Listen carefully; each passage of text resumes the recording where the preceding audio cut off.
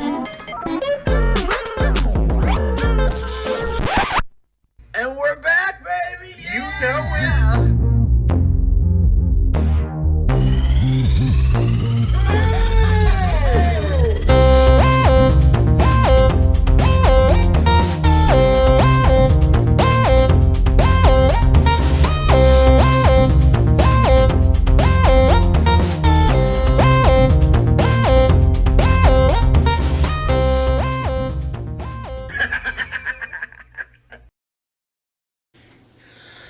Hey guys, this is a 90s Guys podcast. I'm Jed, and again with us is Becca. So, last time we had her on, she talked to us about baseball. She's a huge baseball nut, and she had a great little Sweet 16 of baseball, kind of throwback to some of the games that Brian and I play, so we appreciate that. Her second topic is Lisa Frank.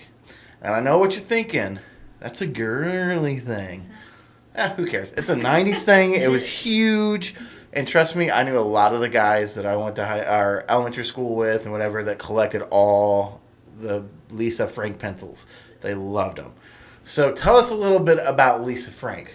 Okay, so I did a little research. Oh, she did some research, y'all. I did, teacher at heart. So, yeah, she is a teacher, yes. So I did a little research, and I found it interesting. Did you know that she started that company when she was like 24? I'm like in my 30s, I haven't done anything with my life, and she like whatever you. I haven't. She started this company when she was 24, like fresh out of college, and she's actually started like making jewelry while she was in college that sold at stores like Neiman This started out Marcus as a jewelry store? Yeah, she started. Really? Well, she started selling jewelry that she had made. It was a separate company, and then she sold that for a while, and then she like had this new idea, and it only started out as stickers. That was the first thing she ever sold. I remember when the stickers came out, and it was really late '80s, so it was like 80. I don't know what it was, or no, it was like throughout the '80s was like the stickers. And so, but that was all it was. It was just stickers, and she hand drew them all. So it was her designs. That's she crazy. drew them all, and they were all watercolor. The backgrounds were all watercolor that we're kind of used to with the Lisa Frank products.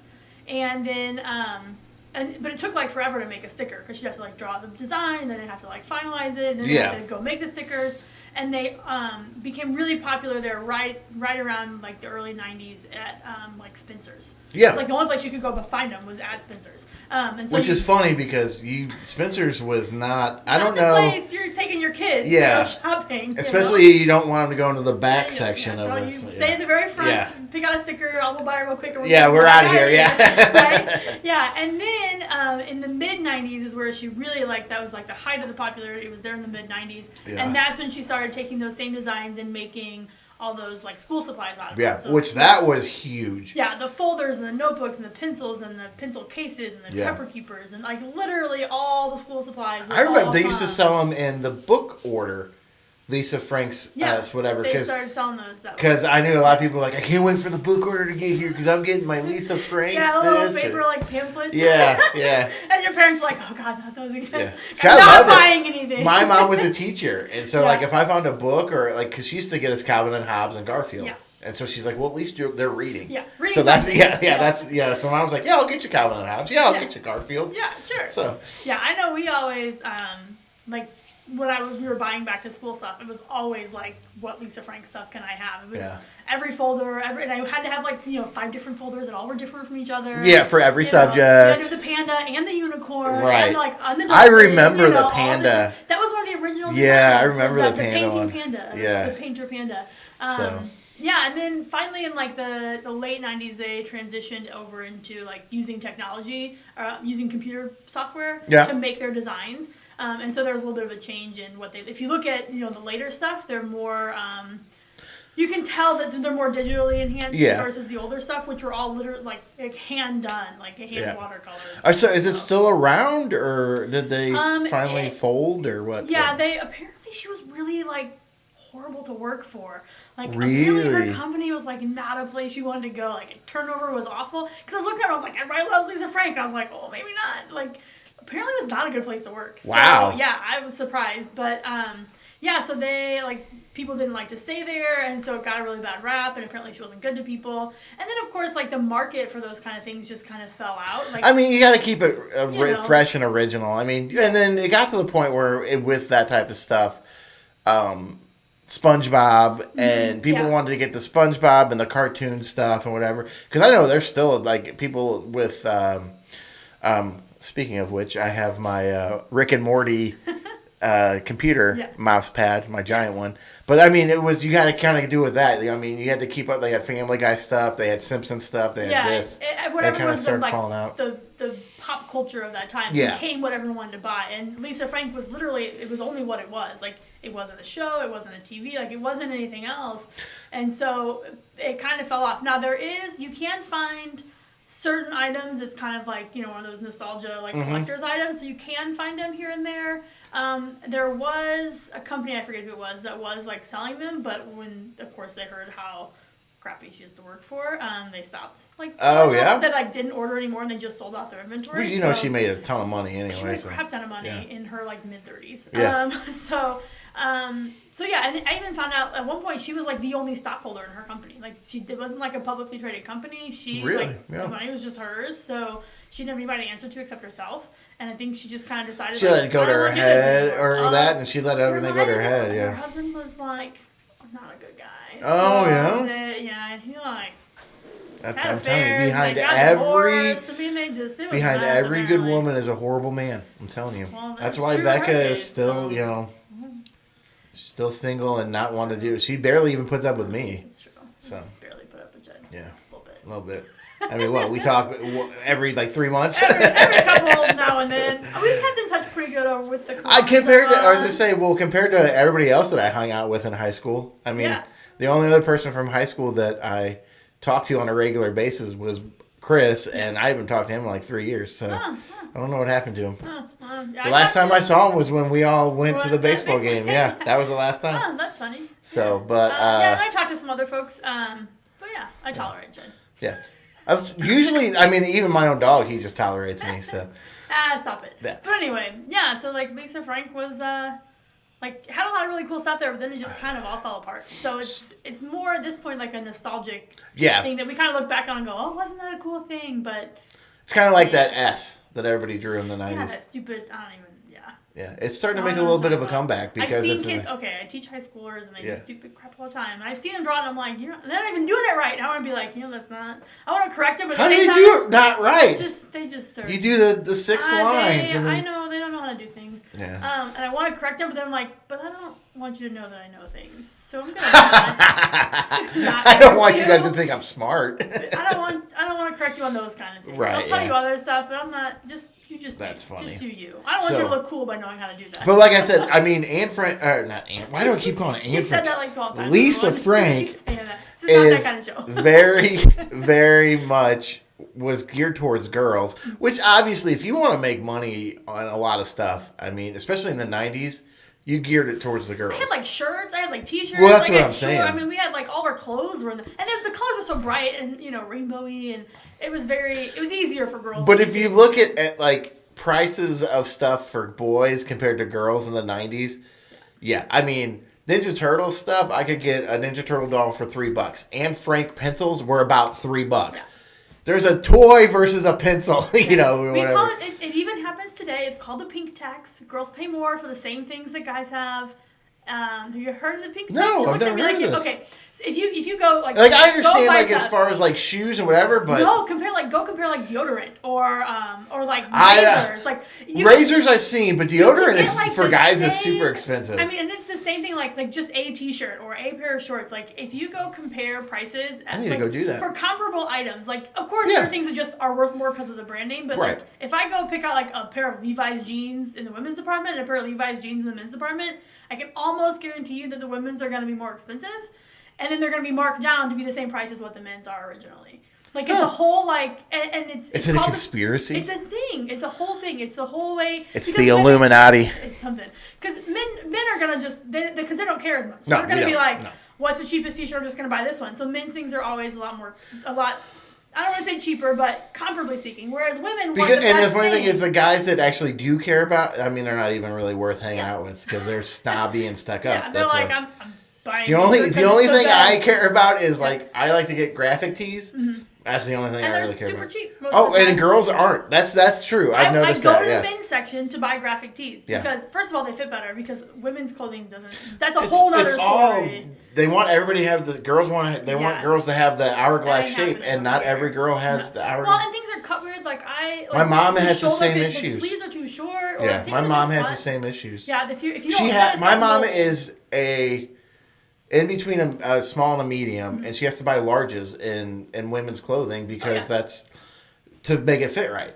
Yeah, But she'll go and buy a guy's medium or whatever, and it fits perfect. Yeah. So I can buy a men's medium in most things. If it's like a designer brand, I gotta go way up to like extra large. If it's something that's like a middle of the road thing, I can probably do like a medium or a large. I have to kind of see because it just depends. Because that's the other thing. Like if you look at women's pants, like what's a size 10? I could get a 10 in like 12 different places, and they're all different sizes. I've noticed that with men's clothes now.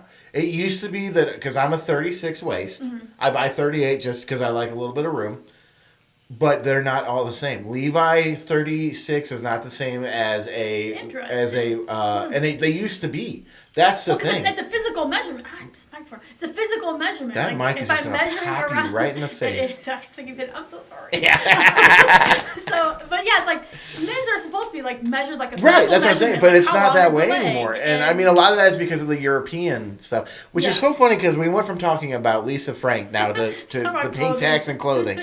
So, anyway. but it proves a point. Yeah. That even in the 90s, they had a little bit of the pink tax, and I mean, you look at and even with that, going to commercials in the 90s for whatever, a lot more were geared towards little girls than they were little boys because we're going to keep ourselves occupied by playing war outside with pretending. Girls, they wanted to have the doll or they wanted to have the little Polly Pockets and whatever. And the only way you know about those kind of toys is when you see the advertisements on TV. Right. And so they would see those or be in a magazine. And I mean, I can't tell you how many times we would get like the Christmas magazine would come and you flip through and like pick out what we talked about that in one of the episodes that is going to be coming out soon with Rachel. Yeah. The Sears catalog. You get the Sears catalog and you circle what you want. Yeah, or like we would dog ear the page. Yep. And in my house there were like a million kids. Yeah, so you had like 80 kids at your house. Well, by the time that happened, we were kind of too old for all that. But yeah, like you would like circle it, then have to like a B next to it. Like this is something Becca wants. Right. And my brother had to like a C. That's something that Chris wants. So we had to like label our circles so that my parents would know. And then of course my parents didn't care anyway. They're like, you're getting what we buy for you. Yep. So cool. Yep. Cool. That's how I think that's how every parent. That's the difference between parenting in the 90s and parenting now. Yeah. You got whatever you want, whatever your parents got you, and guess what? You were happy that you got whatever your parents got you. Now it's like, I didn't get the newest iPhone. I'm going to go on social media and complain about how I didn't get what I want. Although little kids aren't too bad. So I have 6 nieces and nephews, all 11 or younger. Yeah. And so my nephew Levi just had a birthday last month, and I didn't have time because with the corona and all the like craziness going on. This corona just needs to go away. I didn't have the right kind of time to be able to like go to the store and buy him like a real good present. So I ended up just buying him a gift card to the store. I'm like, I gave him the gift card. Like, okay, then like we get to go shopping. I'm gonna take him shopping. He gets Aunt Becca time. We're gonna spend time together and go shopping. He gets pick up whatever he wants. Like, like this is a great deal. And he got other toys from other people. Like whether or not he wanted them, he just got what they gave him. And he gets to mine, he opens up, and he's like, it's a gift card. And I was like, yeah, I'm going to take you shopping. You pick out what you want. He's like, but where's my real present? That's the easiest thing to do because that's 90% of what we do with our nephews and nieces is the same thing. We buy them a gift card and say, you go get what you want. Right. Because, and of course, their parents are like, they have plenty of toys. Right. So they don't need any more toys and whatever. So we just, do gift cards. And actually, me and my brother John have more gone into trying to do stuff with them. Like, I still have movie nights that they haven't cashed in from, like, Christmas last year and stuff like that. And I'm like, guys, we have movie night. You can come over. We're going to watch a movie. We're going to get junk food. We're going to stay up late. Yeah. And whatever. But they haven't. I've told my nieces and nephews that they get Aunt Becca time, like, that's like the thing. Like, a matter of fact, this week, I just took 2 of them this week. Levi got his day to go spend his card earlier this week. And then the little one, I just took her out. I was going out anyway, and I'm like, I'll just take her with me, and that way she won't feel left out. So the 4-year-old got to go like get ice cream and help me shop for my things. I didn't take her out to buy her own stuff, but she just likes to have that time. Right. So now the oldest one in that family, there's 3. She's like, "When's my aunt back?" Right. Yeah. I'm like, "Oh my god!" And that's how you do like, it. That's the smart thing. So all you one at a aunts and time. uncles out there, you take one at a time, and then you become the best aunt or best uncle. It works every time. Yeah, and it's as long as you get them a treat while you're out. Like I could take my niece and be like, "I'm going shopping, but you're gonna come with me," and it's like, okay, cool. Like we're going to Bed Bath and Beyond, and I'm like buying random stuff that I need, and she doesn't care. She's like, "Ooh, this is." You gotta watch out for that Beyond part. I've heard. I know, right? Yeah, you gotta watch it behind you. Yeah. So keep an eye out. But yeah, so she looks and she's like, "That's cool," and she wants to pet all the fuzzy pillows. When I say, when I tell her I'm not buying her anything, she's like, "Okay." But she got to go hang out and then go buy ice cream, and then I'm the best. It's the best day ever because she got ice cream and didn't have to be at home with her siblings. It's so easy and so great. So I do that a lot. Yeah, for sure. Yeah. Anyway, let's get back on topic now since we went on to. What's the topic again? Lisa Frank. I almost said it too. I know, I can see it. Yeah. The wheels are turning. So, but like I said, yes, it was very much geared towards girls. But I did have a lot of friends when I was in elementary school that collected the pencils because I just thought they were cool. Yeah. I never got into it. I never got the whole thing. The whole time I'm thinking, and I also grew up with 3 older brothers. Bunch of boys, yeah. Yeah. So it was I'm sitting there going, yeah, this is really girly. I don't want that. And then all my friends are like, you don't have any Lisa Frank pencils, or you don't have any. And I'm like, I don't really care. First of all, we couldn't afford them. No. Second of all, I didn't really care. I was like, it's not something I'm into. If you want to give me Ninja Turtle pencils, yeah, we'll talk. Yeah. Or Rocco Modern Life pencils, or Doug, or anything like that. Yeah. Any of those type of I'm all in for that, but no, not something that's all foofy and girly. I don't need anything with it. I remember the unicorn one now too. Now these days, I don't need that. Yeah. So, but I mean, that was your guys' area. Well, and it would have been different had they not been drawn so like cutesy, Mm-hmm. If even today, my nephew loves sharks, so you can buy stuff with sharks on it, but that doesn't mean they're not necessarily.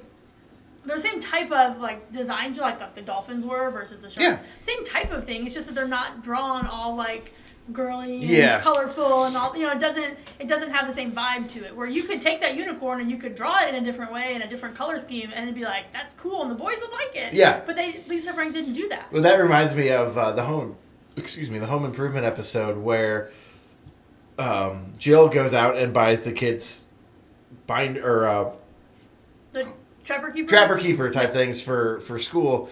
And there's 2 of them that have one has a football player and one has a monster truck, and the other one is a rainbow with a cat on it. And of course Randy gets, and he's like, I can't. And the first thing that popped in my hand was Lisa Frank when it came to that, and he's like, what am I gonna do with this? She goes, draw a tank at the end of the rainbow and the cat shooting lasers out of its eyes or something like that. Yeah. It's not the content; it's how you put it together. Right? Yeah. So, but he's like, everybody's gonna make fun of me, but that's how I felt when it came to the Lisa Frank stuff. I'm like. Yeah. But apparently, I must have missed out on something because. Maybe those guys all just had girls at home. That's true. I think most of them did. They had sisters. Or they were just trying to, look cool to the rest of the girls in the class. Was that it? You're at that age where the boys are like, I want to make the girls look at me, so I'm gonna have all these cool Lisa Frank pencils. Yeah, that could have been. I was more into. Maybe it was a ploy. I was more into sports. Yeah. And hanging out with the bros. So was I. So, Yeah, that's true. Yeah. Ditto. Yeah. I had stuff, but only because it's there were 3 girls in my family and only 1 boy, and my brother was older. So when it came to the girl stuff, I was the first opportunity my mom had to buy all the girl stuff. Yeah. And so it was But you were very tomboyish, I got a lot of that. I don't know if I'm kind of weird because I'm in the middle. I'm not girly at all. Yeah. It's not very girly, but I'm also not much of a tomboy. But I kind of fall in the middle somewhere. I can dress up and do girly things, but I'm also going to go outside and play ball. But yeah, that's the thing is my opinion of a tomboy is not a constant all the time thing. That's a dude. For a girl who's trying to be a dude. Dude, yeah. But you weren't afraid to go out and hang out, play a sports with the guys. You could go play softball or baseball or whatever. Kickball, and you weren't or whatever. Yeah. No, you were tough about it. So that's what I'm saying. I grew up on the street I live on. So we live on a dead end street in the middle of nowhere. Yeah. And, you do. Yeah, it's got a great name though. It is great. Yeah. And so, but literally 7 houses, and only 5 of them had kids in them. Yeah. And I was the oldest girl, and the next oldest girl is my sister, who's 3.5 years younger. Yeah. And then the other girls were all right around my sister's age. But it was like there were like 7 boys on the street, including my brother, that were all older than me and anywhere close to my age. Right. And those were the people I hung out with. So like when I was home and I was playing outside instead of playing in the house, I was playing with the neighborhood boys. Like we were down the street playing kickball, or we were, playing stickball or whatever. Yeah. Whatever the guys were doing, I was doing with them. We were having rock fights because we didn't do that. We did that a lot. There were bikes. Well, we had lots of hills, so riding the bikes was hard, but we sometimes did that. But yeah, there was a big field like right in the middle of the neighborhood, across from the house you lived at. Right. Yeah. That's the field we would play in that field all the time, and so that was kind of where we went. We just like met over there and played whatever we had to play. If we had football, we threw football. If we had kickball, we kicked. That's good. We had at the bottom at our house that I grew up in, we had a giant hill, and then at the bottom of the hill there's a creek, and across that creek was common ground, and I mean it was about 4 football fields wide. Mm-hmm. And then like 3 football fields long, and so like we would just, and then of course they went ahead and because we used to just like play baseball or whatever, and then they went ahead and put a basketball court in there, and they never took care of it. Oh. So it was like you kind of just ruined this thing by putting it right in the middle of this common ground. So, but that was what we had. But I mean, we ended up playing hockey. It's like street hockey and stuff on it. But yeah, we were. That's the other thing that's different now compared to when we were outside. Yeah. Like we had Nintendo and we had Super Nintendo and Sega and all those. But if we had a chance to go outside and play, and then it would be even in the summertime, parents would lock you out. Yep. And if you wanted to drink, you go and drank from the hose. Or whatever house was nearest. You that one. Yeah. Type of thing. Well, we're closest to Frazie's house. I'm going to go over there. And all the guys, of course, the guys were just like, I'm just going to go behind this tree over here. Girls, so. I had to find an No, you had to find, So. But we were all in each other's houses so much. I just went to whichever house was closest. It wasn't my house. It was whichever one was nearby. Yeah, so that's something that kids nowadays won't ever understand. So. No, well, I feel like it's weird because we had other activities we did. Like I played softball in the summer and I played soccer one year. Like we did other activities, but we still somehow had time to go hang out with our friends. And I feel like today it's like if you play baseball in the summer, it's like that's all you ever do all summer. But the other thing is like you don't have time for anything. Like between school and sports, if you do both, because they give you so much homework now. I feel like you don't have an opportunity to be a kid anymore. Like we got a lot of homework. Yeah, but compared to what like when I worked for Adventure Club, and I'm talking about you're in middle school and high school is what you I got another dynamic in the elementary school. But so I worked at elementary school for 8 years, and I just noticed like all the kids would come back, and the ones that actually would do it, they'd come back and they'd literally do homework from the moment they got to us that afternoon until their parents picked them up, and they still had homework to do when they got home. I'm like, when do these kids get to be kids? Because if you play sports and go to school, that's you. I mean, you don't have time to go hang out with your friends. Well, sports have become more intense, I think. Like, I played soccer one year because my mom wanted me to, and I freaking hated soccer, but I did it one year because my mom wanted me to. And it just wasn't my thing, like, it wasn't I loved soccer. I didn't like playing it. Too much running for me. I was like, I'm done. I can't do all this. Too much. But I did it one year because my mom wanted me to. But it was like, I could just sign up for a team and go play it, and it didn't take up my whole entire summer. Right. It was a couple days a week. Yeah. And then when I decided I didn't want to do it, I just stopped doing it. And I think nowadays it's like you want to join a team, but all the teams are already set because they've all been playing together for the last 7 years, and you can't get into a team because you're just trying it out. You can't do that anymore. I remember when I played any of the sports, the team because I played soccer and baseball for the most part growing up from like second grade on, and over the summer we had Tuesday, Thursday was practice. That was it. Yeah. For baseball, because my soccer coach was also my baseball coach, so they never overlapped at that time. Nice. Now when I got into high school, everything overlapped. But that is so like during soccer season, it was Monday, Wednesday we had to, but now it's like if you're not practicing, you're going to the batting cages. Yeah.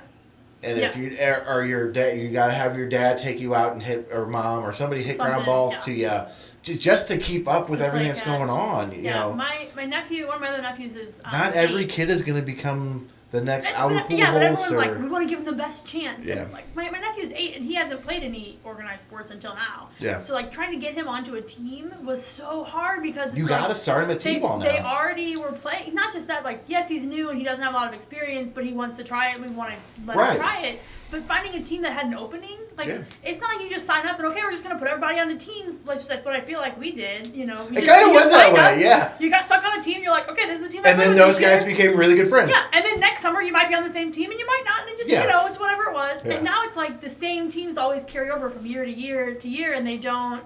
Like, and you have to wait until a team has an opening or someone decides to quit so you can get in, or this team is accepting new players. I'm like. It's kind of crazy that you can't just decide you want to try it and then and then just quit doing it. Right. The kids kind of have to commit for these. It's a thing for little kids. Like he just wants to see if he likes baseball or not. That's the thing is it's not about fun anymore. It's more about. So, but anyway, we got way off the topic, and we're gonna wrap this episode up. The two crotchety old people came out in us. So it's yeah, true. yeah. So, like I said, this topic was supposed to be about Lisa Frank. And it was. And it was for the extent. But, I mean, really, I don't know much about it. Like I said, I had friends that collected it, and, you know, it was more geared towards girls. But I want this to be a well-rounded podcast anyway, so... Talking about gender issues? Yeah, right. That's what I'm saying. But, I mean, if it's Brian and I, we're just two dudes, so we're going to talk about the guy stuff. So we're going to need a female opinion. Yeah. Perspective every now and then. Yeah, and so that's why we did Easy Bake Oven with Rachel. Which I also talked about creepy crawlers because I figured that was the guy's version of Easy Bake Oven, and now we're talking about Lisa Frank. So we're gonna have to have some more female. We're gonna have some more estrogen on this channel occasionally. So, but hey, I'm all for it. I'm not the one who said you couldn't come in and sit in. It's true, Brian. Yeah. So. I mean, I can't come. Right. Lame. Yeah. So, but again, Becca, thank you for coming in. Always. And filling in for Brian. You're always welcome here in my eyes. So It's your house. Yeah, it's my house. Yeah. So, but you can catch us at the Facebook, the Instagram, and the Twitters. Our merch is out. There's a link on our Facebook page, and we are still looking for Patreon support. Becca is one of our Patreon supports. My mom, my brother Jason. We got Clyde and Misty, and we had a large donation from my buddy Hemi. And we have another one. I have to look it up. It's one of Brian's friends, and I don't want to forget to tell you thank you from us. You know, I know Brian hasn't been a part of the podcast, but thank you for your donation.